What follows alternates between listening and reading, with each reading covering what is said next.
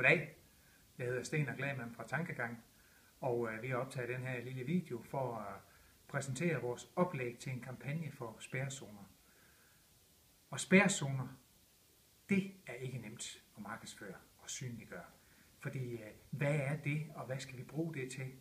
Vi er nervøse for, at der er rigtig mange grønlændere, som ikke forstår, hvad spærrezoner er.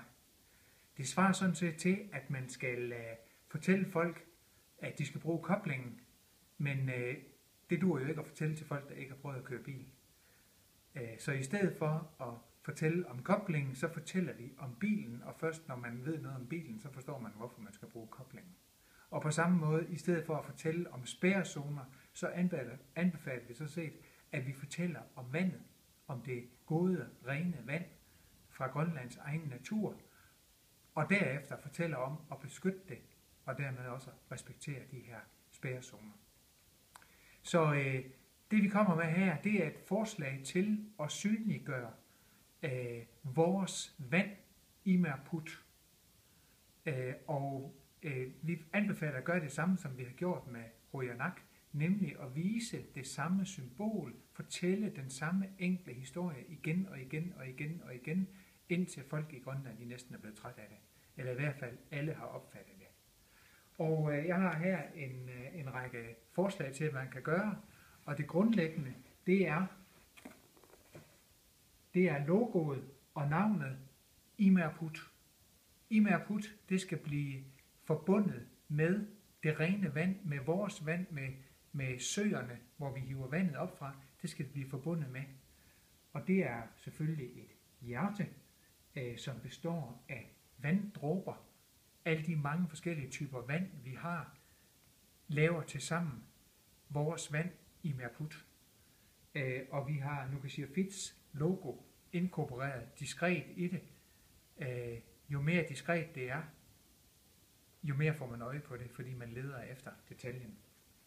Og så kan man sige, det vi vil rent kommunikationsmæssigt, det er, at vi vil have folk til at fortælle historier. Almindelige grønlændere til at fortælle, hvad de bruger vand til.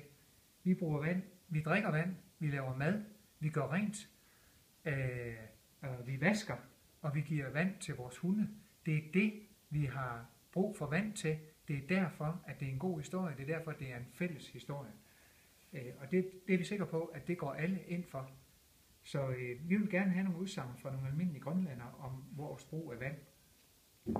Og så skal vi selvfølgelig på Facebook, fordi det er mediet, det er det stærkeste medie i Grønland. Og det er meget velegnet til en sag. Vi skal lave en Facebook-side, der hedder Imerput, og det er en fælles sag for rigtig mange mennesker. Alle går ind for rent drikkevand, alle går ind for, at vi selv forsyner os, og alle går ind for, at vi passer godt på Grønlands natur. Så derfor så tror vi, det er en sag, vi godt kan få folk til at bakke op om. Men vi skal selvfølgelig også ud og fortælle folk noget, for at få dem ind på Facebook, og for at få dem til at være med i det hele taget. Og der foreslår vi at husstandsomdele et lille postkort til alle. Og der er simpelthen på det vist, hvor henter vi drikkevandet, der hvor du bor, hvor er søen, og hvordan skal du så respektere den. Så der kommer vores budskaber om spærrezonerne ind. Men når det er en kampagne, så skal vi også lave lidt sjov. Vi skal lave noget, der får folk til at deltage, og som får folk til at være med til at udbrede budskabet. Og det er det her.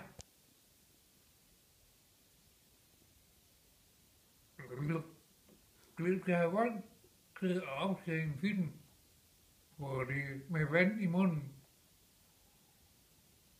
fortæller om Imerput. Og det må gerne gå lidt galt, for ellers er det ikke rigtig sjovt. Undskyld. Kampagnen og aktiviteterne på Facebook-siden skal have omtalt i landsdækkende medier. Selvfølgelig også i de lokale medier. Det er vi sikre på, at de får, fordi de landsdækkende medier er interesserede i at omtale emner af fælles interesse for Grønland. Og så skal vi selvfølgelig ud ved søerne og vise vores budskab. Og der er det jo vigtigt, at vi har etableret billedet af Imerput og vores hjerte, dråbeskagte hjerte, Så vi har genkendelsen fra vores vand derhjemme til vores vand herude ved søen, at det er her, du skal køre udenom. Vi er som sagt der, hvor grønlænderne er, og de er jo næsten alle sammen på brættet en gang imellem. Så der fortæller vi også vores budskab, gerne med en historie fra brættet, eller fra det lokale supermarked, hvordan vi bruger vand der. Og så har vi vores kære børn, som er gode ambassadører for enhver sag, der har med Grønlands fremtid at gøre, fordi det er deres fremtid, og det er deres natur. Og drikkedunke er et perfekt medie, fordi man kan synliggøre ens gode budskab, og at det bliver brugt igen og igen. Vi kan også sætte plakater op ude ved byens infosted. Det kan være busskuer eller sådan nogle plakatvægge, som er rundt omkring, i hvert fald i nogle af de større byer i Grønland. Det ser ikke særlig kønt ud, men det bliver brugt, og det er sådan set det vigtigste for os. Så er der tv-reklamer. Den her lille konkurrence med at lave film med vand i munden, jamen den er meget velegnet til tv. Vi kan få mange forskellige og lave nogle sjove reklamer, som vi har set. Og vi ved, at de bliver også set meget flittigt i KNR. Og der er radiospot. Igen er radio meget populært, både lokalradio og det landsdækkende KNR. Så er der så set ikke flere. Vi kunne sagtens have lavet flere. Vi kan også have lavet færre.